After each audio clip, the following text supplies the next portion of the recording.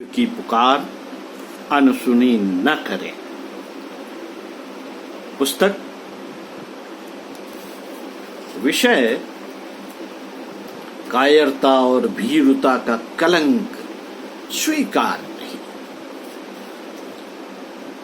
पृष्ठ 34।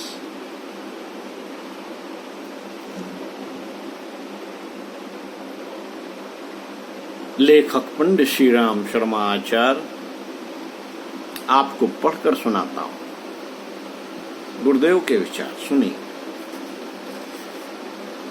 अनुपयुक्त, अवांछनीय, अनैतिक और असमंजस भरा जीवन अनुपयुक्त, अवांछनीय, अनैतिक और असमंजस भरा जीवन गुजार देने में जिन्हें संतोष है उनसे कुछ नहीं कहना, और जिनके अंतरंग में इस सुर दुर्लभ मानव जीवन की महत्ता, उसके प्रयोजन, लक्ष्य एवं कर्तव्य के बारे में भाव उठते हो तो उनके लिए एक ही मार्ग है कि निरंतर उधेड़ बुन में पड़े रहने की अपेक्षा साहसपूर्ण कदम उठाने के लिए अपने मनोबल को प्रखर करें। सोचना यह होगा कि हम ईश्वर की संतान हैं।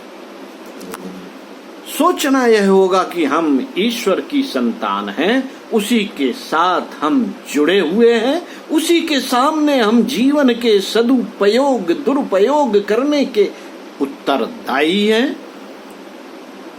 नर तन के अलभ्य अवसर का समुचित प्रयोग न करने पर हमारा भविष्य अंधकारमय होगा।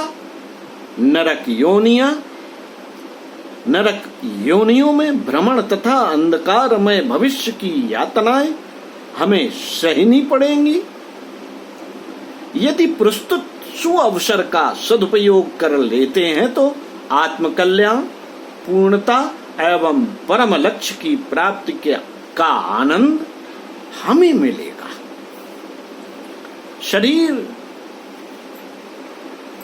शरीर सुख के लिए आत्मा को दुखी करना उचित नहीं।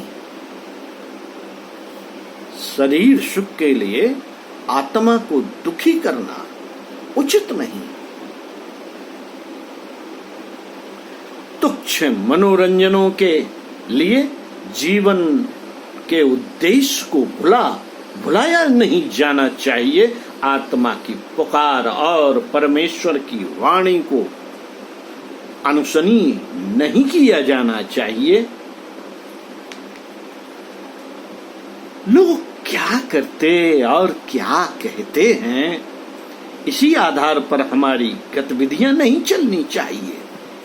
हमें विवेक का आश्रय लेना चाहिए और केवल वही सोचना, वही चाहना और वही करना चाहिए जो हमारे महागौरव एवं कर्तव्य के अनुरूप है।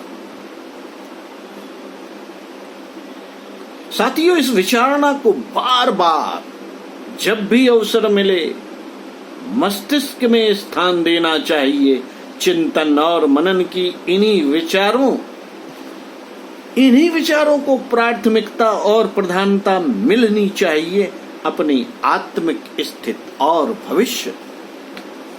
भविष्य निर्माण के लिए महान कर्तव्यों का पालन करने की दूरदर्शिता यदि जाग पड़े तो अंतःकरण में समुद्र मंथन जैसी हलचल उत्पन्न होगी और एक महान प्रश्न उठ खड़ा होगा कि वर्तमान ढर्रे को ही यथावत चलने दिया जाए अथवा उसमें कुछ परिवर्तन किया जाए।